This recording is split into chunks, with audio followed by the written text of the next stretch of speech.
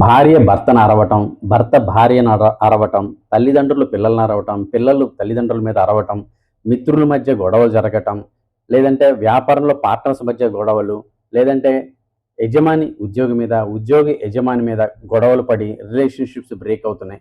ఇలాంటి ఇన్సిడెంట్స్ మీ ఫ్యామిలీలో కానీ, ఆర్ మీ బిజినెస్‌లో గానీ, మీ ఫ్రెండ్స్ మధ్య జరిగుందా? అయితే ఈ వీడియోలో మా మిత్రుడు, పూజ్యులు, పెద్దలైన ఊటుకూరి నాగేశ్వరరావు గారు ఒక అద్భుతమైన టిప్ ఒకటి, రూల్ ఒకటి ఒక ఫ్యామిలీలో ఫాలో అవుతున్నారంట. ఆ టిప్ ఏంటో చెప్పారు. మీకు చెప్తాను. ఈ వీడియో చివరి వరకు చూసి మన పేజ్‌ని ఫాలో అవ్వండి.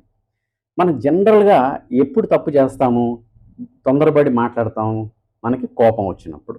సో, కోపం వచ్చినప్పుడు అవతల వ్యక్తి ఏమనుకుంటాడో, ఎలా ఫీల్ అవుతాడో అని చెప్పని తెలియకుండా నోరు జారి దబికిన అనకూడని మాటలు గూడా అనేస్తుంటాం. సో, ఆ మాటల వల్ల అవతల వ్యక్తి ఆ జీవితాంతం బాధపడతాడు. అక్కడ రిలేషన్‌షిప్స్ కూడా బ్రేక్ అవుతాయి. ఎందుకంటే కోపం వచ్చినప్పుడు మన మైండు ఆలోచించదండి. తొందరగా రియాక్ట్ అవుతుంది. ఆ కోపంలో రియాక్ట్ అయ్యి ఏది పడితే అది మాట్లాడేస్తాం. అనకూడని మాటలు మాట్లాడి తర్వాత అర్రె! తప్పు మాట్లాడానే అని చెప్పి అనుకుంటాం. కానీ నోరు జారిన తర్వాత మనం ఏమీ చేయలేమండి. సో, అవతల వ్యక్తి హర్ట్ అవుతాడు. ఉదాహరణకి ఒక భర్త భార్యతో ఇంటికి నేను త్వరగా వస్తాను, ఈవినింగ్ రెడీగా ఉండమన్నాడు. కానీ లేట్‌గా వచ్చాడు. సో, అప్పుడు భార్య రియాక్ట్ అవ్వకుండా ప్రశాంతంగా వదిలేస్తే బావుంటుంది. సో, ఇది ఒక ఫ్యామిలీలో ఈ రూల్ ఫాలో అవుతున్నారంట. ఆ ఫ్యామిలీలో ఏం చేస్తుంటారంటే, ఆ రోజు ఏదైనా గొడవ జరిగితే, ఆ రోజు డెసిషన్ ఏమి తీసుకోకుండా, ఏమి మాట్లాడుకోకుండా వదిలేసి 24 అవర్స్ తర్వాత అప్పుడు దాని గురించి కూర్చొని డిస్కస్ చేస్తారంట. అంటే ఇందాక చెప్పినట్టుగా భర్త లేట్‌గా వచ్చాడు. భార్య ఏమాత్రం అరవకుండా వదిలేసేసి నెక్స్ట్ రోజు ఇద్దరు కూర్చొని డిస్కస్ చేస్తారంట.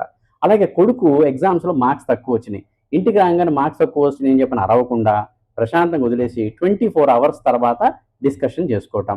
లేదా భార్య కర్రీ చేసింది. కర్రీ బాగలేదు.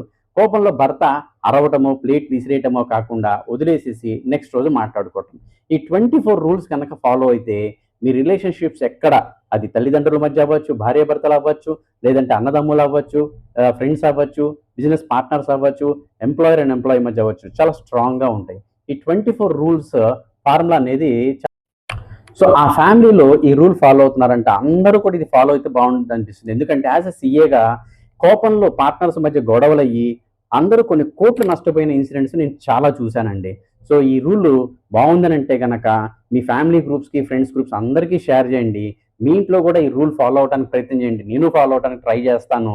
అండ్ ఇది కాక ఇంకా ఏదైనా టిప్స్ ఏదైనా ఉంటే గనక రిలేషన్‌షిప్ స్ట్రాంగ్‌గా ఉండటానికి కామెంట్ బాక్స్‌లో తెలియజేయండి. All the best.